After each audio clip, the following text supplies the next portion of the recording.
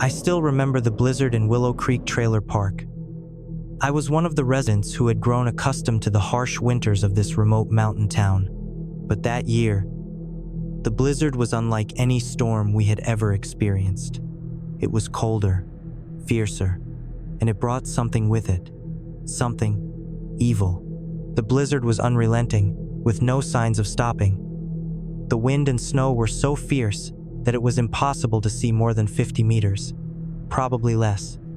Even the strongest of the residents were struggling to cope with the extreme cold. The temperature had plummeted to dangerous levels, and our trailers were not built to handle such extreme weather. We rugged up as much as we could and hoped it would be over soon, but after 5 days, the blizzard had not died down. If anything, things seemed worse. It soon became apparent that we were ill-prepared for such a prolonged storm. Our food and water supplies were running low, and we were forced to ration what little we had left. Some of those in the neighboring trailers had already run out of food a day or two ago, and I, along with some of the other residents, had shared some of the little we had. To make matters worse, the blizzard had knocked out power and communication lines, and we were completely cut off from the outside world. The trailer park generators were old, but well maintained. They should be able to get us through this, I thought to myself as I and some others worked on firing them up. It was a frightening feeling, though. We were alone and isolated. The park's next neighbor was only 2 kilometers away. But in this blizzard, a few of us had decided to meet in Tony's trailer, which was one of the larger ones, to discuss what we should do if the blizzard continued at this rate. I think we gonna have to try make it to town. Ain't no one is coming to us, Tony said, not even trying to hide his anger at the authorities for seemingly abandoning us. Don't be stupid. You won't even make it to the park's front gate in this, Margaret, Tony's neighbor, had replied. Tony took a sip of his hot tea, thinking up a reply, while the wind and snow battered the side of his trailer. She's right, Tones. Hell, I live 20 meters from your trailer, and I almost got turned around out there. Snow's too deep to drive, and you can't see the tip of your nose in that, Mike added. Tony grunted, more in annoyance than agreement, but didn't say any more. We spent the next few hours together, drinking hot tea and coffee, and playing board games. We agreed that we would help each other out, and the others in the trailer park, as much as we could. No one wanted to talk about what would happen if this blizzard didn't die down soon, but I am sure we were all thinking about it. I think I am gonna call it a night. Thanks for the tea, I said, as I started buttoning up the top buttons on my jacket. Yeah, us too, Margaret said, standing up in unison with her husband John. With that, Mike, Sue, and Phil also stood to leave, nodding and thanking Tony for having them over. Then Tony's generator cut out. Sue emitted a small shriek of fear as the trailer was suddenly engulfed in thick darkness. Just as I reached the door, the power went out, and I could see through the small window the lights in the neighboring trailers flickering out one by one in the midst of the blizzard, like blown-out candles. The outside was now nearly pitch black, and the inside somehow even darker. After a minute or so, a faint glow illuminated the interior of Tony's trailer home, as a few of the guests pulled out their mobile phones and switched on their flashlight. The light created flickering shadows around the room and failed to fully penetrate the corners. But it was still a relief nonetheless. Mike, who was next closest to the door, started to move towards the door and reached for the handle. No, don't, I said quickly, grabbing his arm and pulling it away. Hey, what the? He started to say, but stopped himself as he watched me lock the door and put my finger to my lips. Something's not right, I whispered. All the generators can't just cut like that. We need to be quiet and listen. We all stood there in silence, listening to the howling wind outside and the creaking of the trailer. It was then that we heard a faint tapping on the window. We all turned to look, but it was too dark to see anything outside. Is anyone out there? Margaret called out, her voice trembling. There was no response. Only the tapping grew louder and more insistent. It was then that we saw the shadows outside the window, moving and shifting in the blizzard. It was clear that someone or something was out there trying to get in. That's when Margaret repeated, "Is anyone out there?" Only voice came from outside the trailer. I spun my head to look at Margaret, and in the dimly lit room, I saw the blood drain out of her face, eyes wide in terror. Something, had mimicked her voice perfectly. We stood, frozen in place, not making a sound. "Is anyone out there?" Margaret's voice again, from outside the trailer. Margaret made a whimpering sound and collapsed into John's arms as her legs turned to jelly. "Is there anyone out there?" This time the voice had dropped pitch. It was still her voice, but sounded more menacing. "Is there anyone out there?" Bang! We all jumped in fright as something slammed against the door. Bang! This time, the door buckled a little. Now more knocking and tapping, all around us, every window, every wall. Bang! A third loud hit against the door. Tony whispered urgently, "We need to barricade the door. Quick. Find anything you can to block it."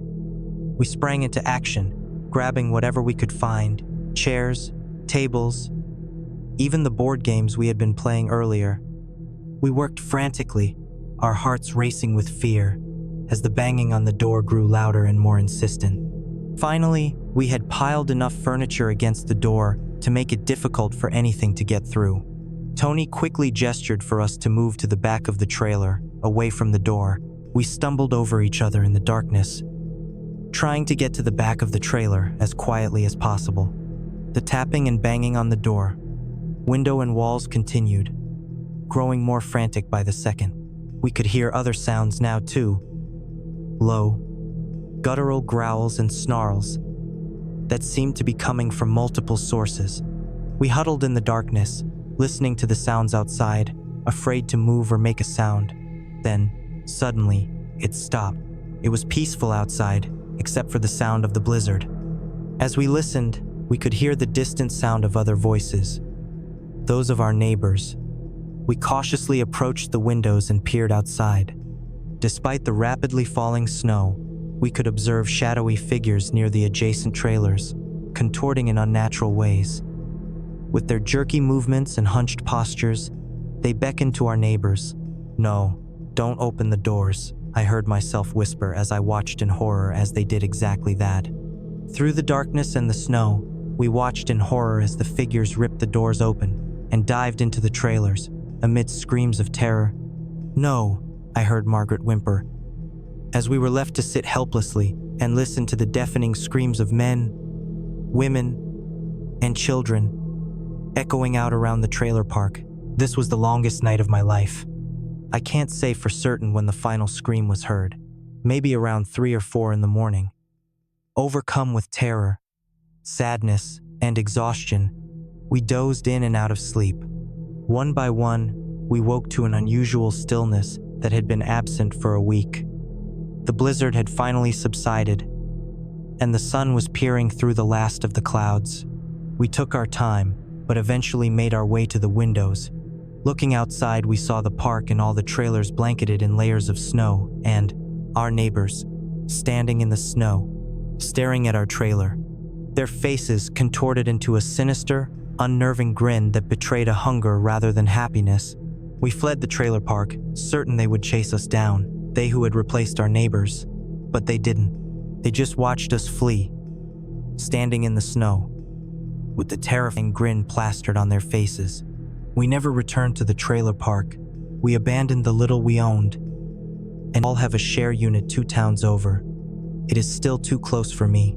The local news never reported on the events of that week, at least not what happened to the residents of the trailer park. But the Weather Channel warns that another blizzard, possibly more severe than the last one, is on its way. We have stocked up on enough supplies to last us a month, even longer if needed. If you find yourself in the area when the storm hits, I urge you to do the same, and don't open your doors for anyone, especially not you.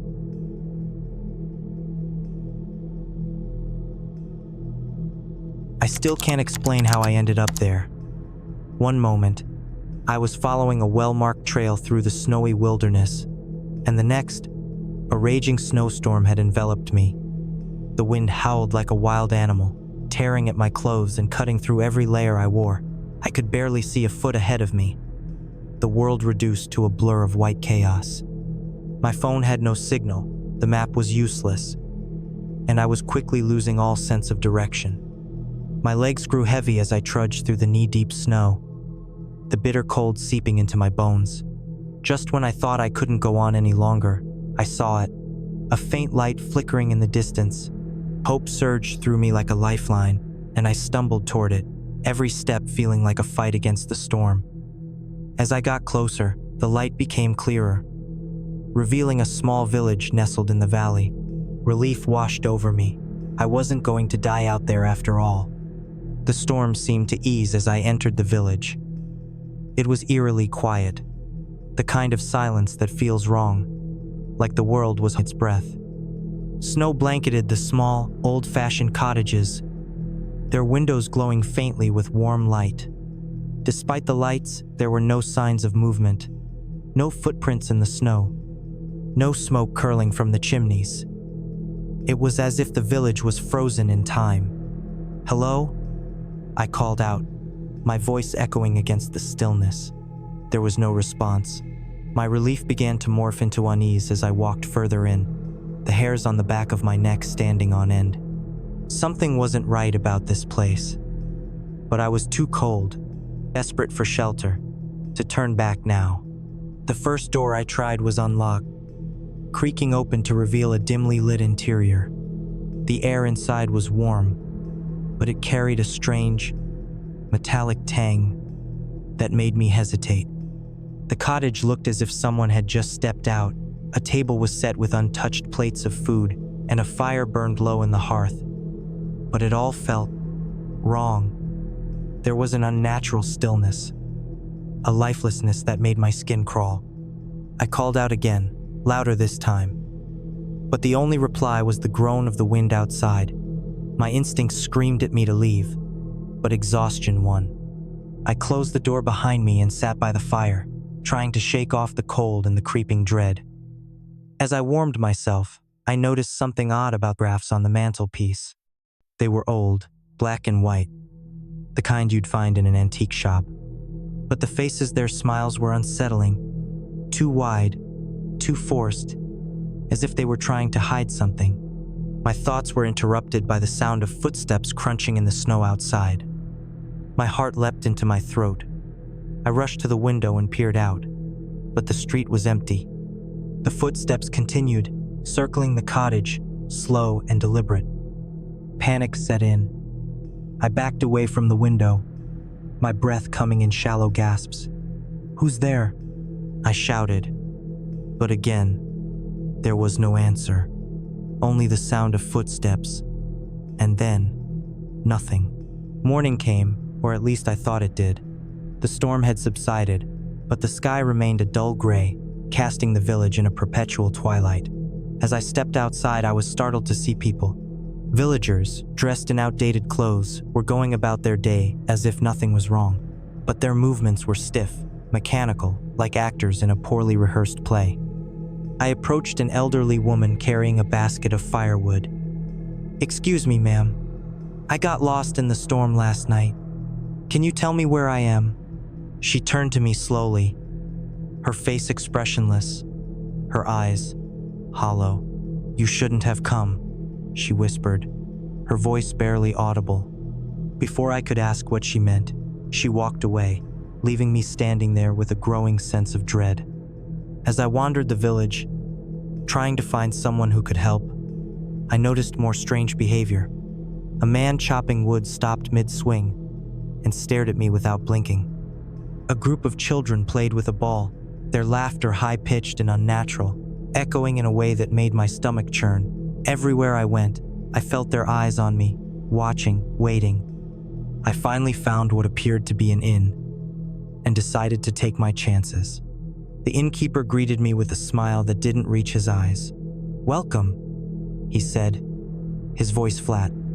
"You can stay the night, but you must leave before sundown." The way he said it, the urgency in his tone, sent a shiver down my spine. What were they hiding? Curiosity got the better of me. That evening, I decided to explore the village further. The air grew colder, and an unnatural fog rolled in as the sun dipped below the horizon. The streets were empty now, the villagers having vanished without a trace. I felt like an intruder in a place I didn't belong. My wandering led me to the edge of the village, where I stumbled upon a small cemetery. The tombstones were old, their engravings weathered by time. But one name caught my eye. The innkeeper's. My breath hitched as I read the date. He had died decades ago. The ground beneath me felt like it was spinning. I frantically scanned the other tombstones, recognizing name after name. Every villager I had seen that day was buried here. My stomach churned, and I stumbled back, tripping over a root and landing hard on the frozen ground. That's when I heard it whispers, low and coming from all around me. The fog thickened, and the whispers grew louder, forming words I couldn't understand. Panic surged through me as shadowy figures began to emerge from the mist, their hollow eyes glowing faintly. They moved toward me, their steps slow but relentless. I scrambled to my feet and ran, my heart pounding like a drum. I burst back into the inn, slamming the door behind me and bolting it shut. My chest heaved as I tried to catch my breath, the whispers still echoing in my ears. The innkeeper was waiting for me, his face pale and drawn. "You shouldn't have stayed," he said, his voice trembling. "The storm, it's not natural. It's a curse." He told me the truth, his words unraveling the horrifying tale. Decades ago, the villagers had been caught in a snowstorm, just like me. But it wasn't an ordinary storm. It had trapped them, killed them, and cursed their souls to relive that day for eternity. Anyone who stumbled into the village would become part of the curse. Their fate sealed the moment they entered. "The storm will return soon," he said, his eyes filled with sorrow. "You must leave before it's too late." But his warning came too late. The windows rattled as the wind picked up, and the temperature dropped suddenly. The storm was back. I didn't wait to hear more. Grabbing my bag, I bolted out of the inn and into the howling wind. The storm was fiercer than before, the snow blinding and the cold biting deep. The whispers returned, louder now, and the shadowy figures began to close in. They weren't just watching anymore. They were chasing me. My legs burned as I ran, slipping and stumbling over the uneven ground. Every time I looked back, they were closer, their hollow eyes glowing through the storm. My breath came in ragged gasps, the cold air searing my lungs. I didn't know where I was going, only that I had to get away. Finally, I saw at a break in the storm, a faint outline of the forest I had entered from. Summoning every ounce of strength I had left, I pushed forward, the figures' whispers turning into guttural cries. Just as their icy hands brushed against me, I crossed the threshold, collapsing onto the forest floor. When I woke, the storm was gone. The sun had risen, casting a warm glow over the untouched snow. The village was nowhere to be seen, as if it had never existed. For a moment, I thought I had imagined it all. But the deep, jagged cuts on my arm told a different story. I stumbled back to civilization, my mind racing with questions. What had I stumbled into? Was it real, or had the storm played tricks on me? Every night, I dreamt of the villagers' hollow eyes and the whispers that promised they'd come for me. Even now, I can't shake the feeling that I brought something back with me. Sometimes, when the wind howls outside my window, I hear them. Those low and urgent, calling my name. And I know, deep down, that one day, I won't be able to outrun them again.